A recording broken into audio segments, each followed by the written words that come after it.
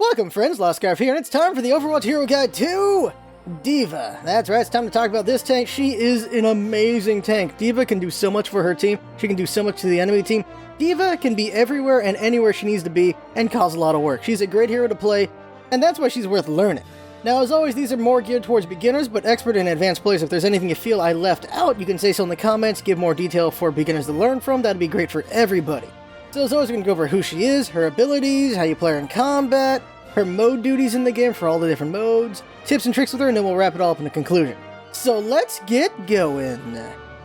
Who is D.Va? Well, her real name is Hannah Song, age 19. So she was a professional gamer until the Korean military recruited her to make her a mech pilot, because they needed her great reflexes and just her gaming skill, apparently, to make her just really good at fighting Omnics. So her combat missions, she treats them as a game, and she even streams them, so damn. Fun fact about D.Va, she can't beat her dad at StarCraft. That just cracks me up.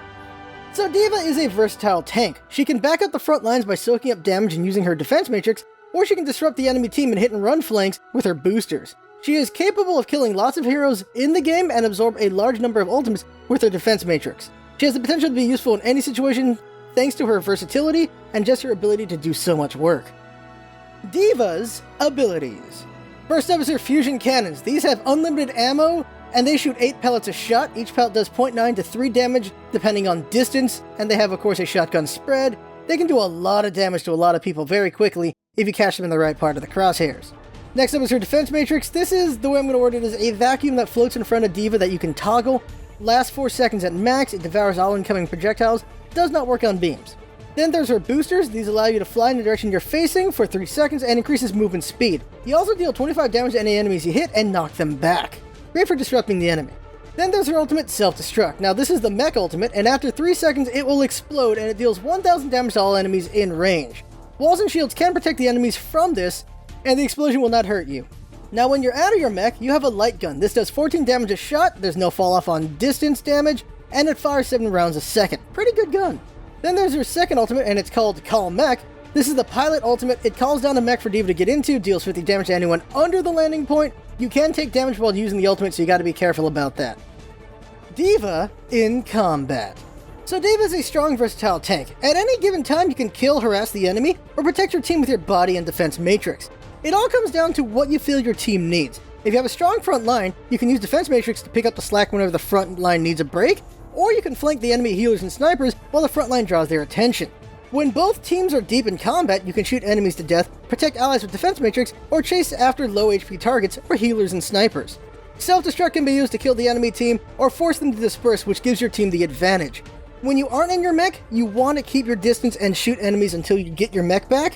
Since your damage does not fall off at range, you can help your team with some damage to build up your ultimate.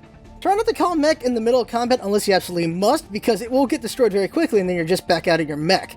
D.Va can beat anyone with enough accuracy and maneuverability, but shotgun enemies should be her biggest problem.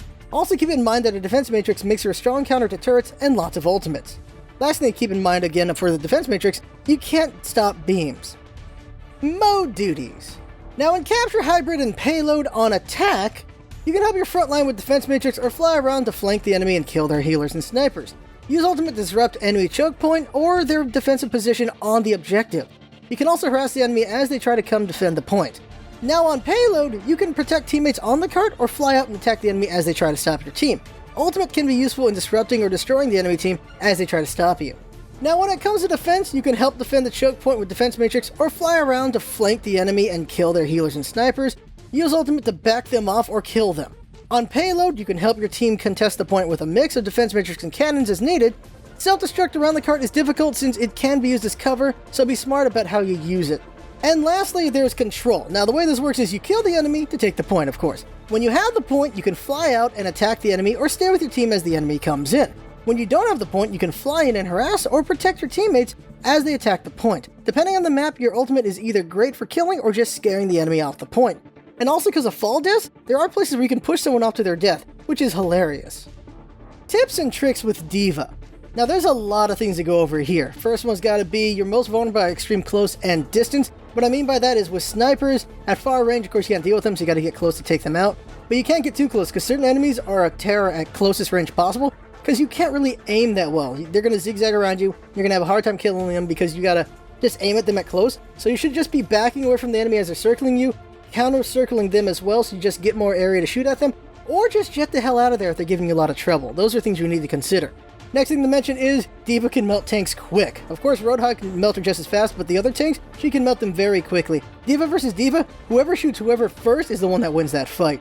Another thing is boosters are good for chasing and finishing off. Keep in mind, the booster does 25 damage, so you can just fly over to an enemy who's got no HP left and take them out. This happens very often, actually, where there's enemies who just try to get away with a little bit of HP left. D.Va makes sure they don't. Another one that has to do with boosters is hit and run is viable. Boost in, attack until you're at like 50% HP, then boost the hell out. Because the boost comes up every 5 seconds, you can just do a lot of work with it, so keep that in mind. You can be extremely annoying as a harasser. Now, this is a lot of defense matrix stuff right here, and that is, use defense matrix in bursts unless there's a lot of attacks, because it's just a smart thing, just use it in bursts. So like, pop it out, stop a couple things, pop it out, stop a couple things, pop it out, stop a couple things. That's something you can do very well. It'll help out with your shield bearers on your team. Just a nice thing you can do. Another tip is that you can use defense matrix while boosting. Very useful when running at an enemy.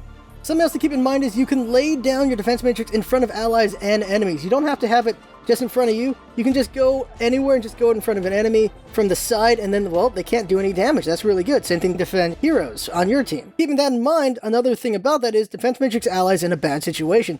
Let's say an ally gets blasted into the enemy team by a knockback or something. Keep the defense matrix on them, and they can get back to safety. That's something you can do. It's really nice. You can be a guardian angel.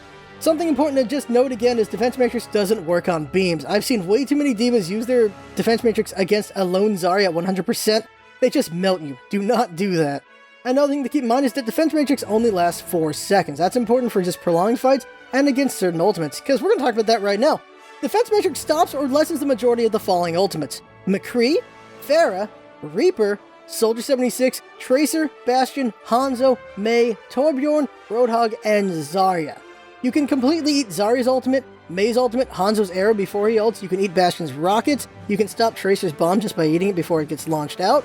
Then there's your damage over time kind of ults, that's McCree, Pharah, Reaper, Soldier 76, Bastion again with those rockets, Torbjorn, and Roadhog. So, with McCree's ultimate lasts 6 seconds. Takes about 1 second to build it up to kill healers, but it takes the full 6 seconds if he wants to be able to kill people behind shields. So, when he's got it built up to maybe 1 or 2 seconds, you can just put the defense matrix in the way, and his shots won't kill anybody for the entire duration of what's left of it.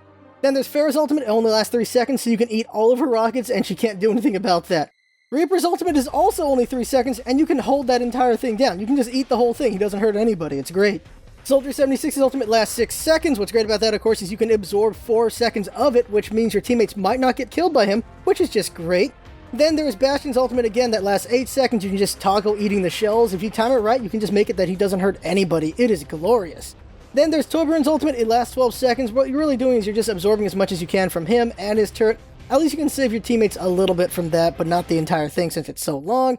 And lastly is Roadhog's ultimate. 6 seconds. That's 5,000 damage coming out of him. You can stop most of that. You can stop 2/3 of it with your defense matrix, which is just great.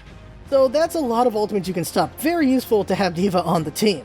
Last one to talk about has got to be with her self-destruct. Consider enemy shields before self-destruct. If they have a Reinhardt, if he's not in the way, that ultimate can do a lot of damage. If there's a Zarya as well, she can protect 2 people. There's a Winston, he can contain it with his shield. So there's a lot of things to consider before you do your self-destruct.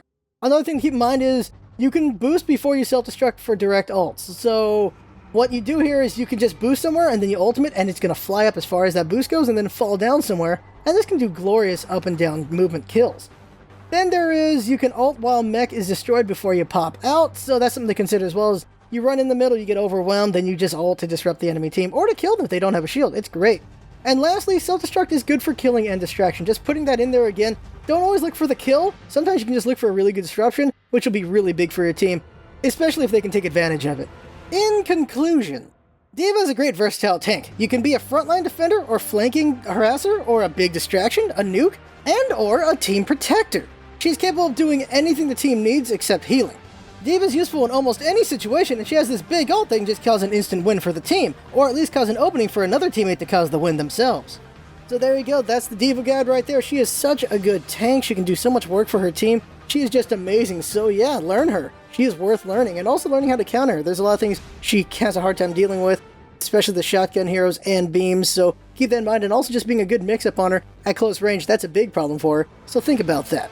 And as always, I feel you should share these guys. The more people who learn from these guys, the better it is for everybody, because then just more people are just good at the game, and that's awesome. I like having good opponents and good teammates, so there you go. And speaking of deadly flankers, next guy's going to be Reaper. He is a very strong flanker in the game. He can do a lot of good damage from behind. He can jump down on a team and do a lot of work with his ultimate in the right situations. He can just do some work for a team. So that's going to be the next guide there. So as always, I had fun making this guide. Hope you had fun watching and learning from it. And that's what it's all about, isn't it? Having fun. Thanks for coming by, and see you next time.